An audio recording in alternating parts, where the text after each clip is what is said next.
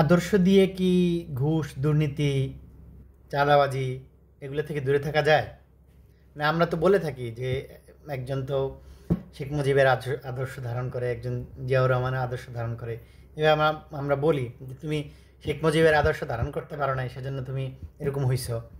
জিয়াউর রহমানের আদর্শ ধারণ করতে পারো নাই, সেজন্য এরকম হইছো।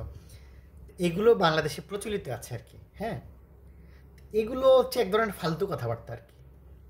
হ্যাঁ, আদর্শ দিয়ে কখনো মানুষের এইসব চরিত্র ঠিক হয় না ভাই। আদর্শ, শেখ মুজিবের আদর্শ তার কাছে আছে, জিয়াউর রহমান আদর্শ তার কাছেই আছে। হ্যাঁ, আমরা একটা ফালতু বক্তব্য দিই আর কি, ওর আদর্শ এর আদর্শ। হ্যাঁ ভাই, যখন মানুষের বাস্তবতা সামনে চলে আসে, আপনি যখন 10 টাকা কামানোর ক্ষমতা নাই আর 10 কোটি টাকা আপনার সামনে আসে, তখন ভাই মুজিব মুজিবের আদর্শ, বঙ্গবন্ধুর আদর্শ আর জিয়ার আদর্শ এগুলো আর মানুষের থাকে না আর কি। বাস্তবতার কাছে আদর্শ থাকে না। থাকে না সেটা ঠিক আছে, বাস্তবতা ভাই বাস্তবতাই। এটাই হচ্ছে আমাদের একটা ফালতু চিন্তা ভাবনা আর কি। হ্যাঁ, ফালতু কথাবার্তা আর কি।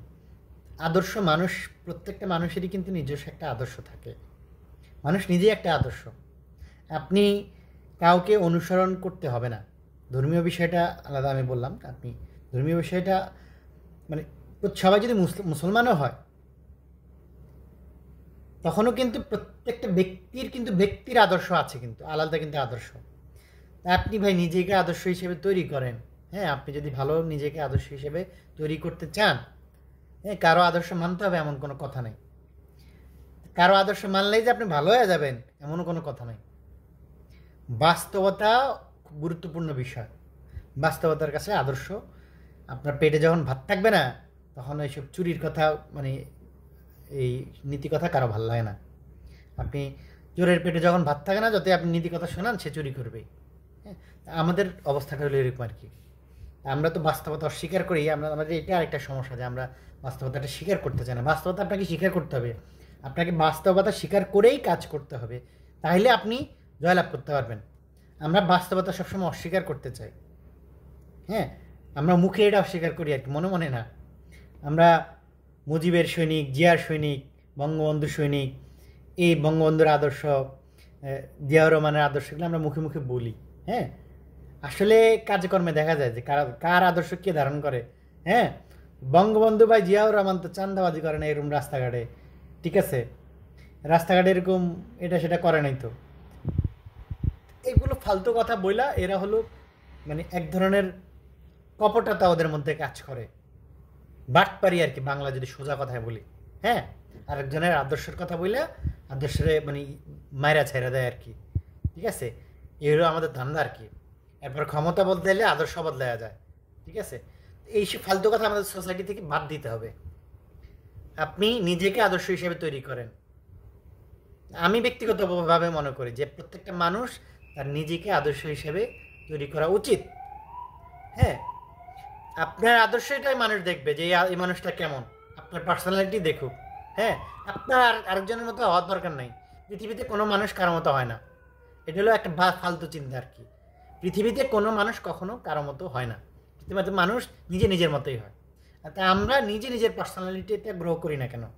আমরা নিজেরাই নিজেকে আদর্শ হিসেবে তৈরি করি।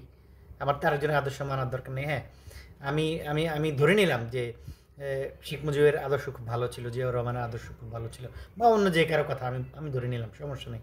আমরা খারাপ খারাপ আমরা বলতে চাই না, আমরা খারাপ বলবো না, সমস্যা নেই। কিন্তু তাতে তো আর আমার আমার আদর্শ আমাকে তৈরি করতে হবে। এটা হচ্ছে পৃথিবীর নিয়ম। প্রত্যেক মানুষের ব্যক্তিগত নিজস্ব একটা আদর্শ থাকে। মানুষ নিজেকে আদর্শ হিসেবে তৈরি করতে হয় আর কি। এখন আমরা নিজেকে এমনভাবে তৈরি করি রে ভাই, তেলবাজি, চান্দাবাজি, ধান্দাবাজি, ঠিক আছে? এখন যার আদর্শের কথা বলি তারা উল্টা মানুষ আমার দীক্ষা গালি দেয় আর কি, ঠিক আছে? মানে আমি এত তেলবাজ, ধান্দাবাজ, চাঁদাবাজ, আমার দেখে মনে করেন শেখ মুজিবের, জিয়াউর রহমানের গালি দিল আর কি। এই হলো আমাদের আদর্শ, আদর্শের চিন্তা ভাবনা আর কি।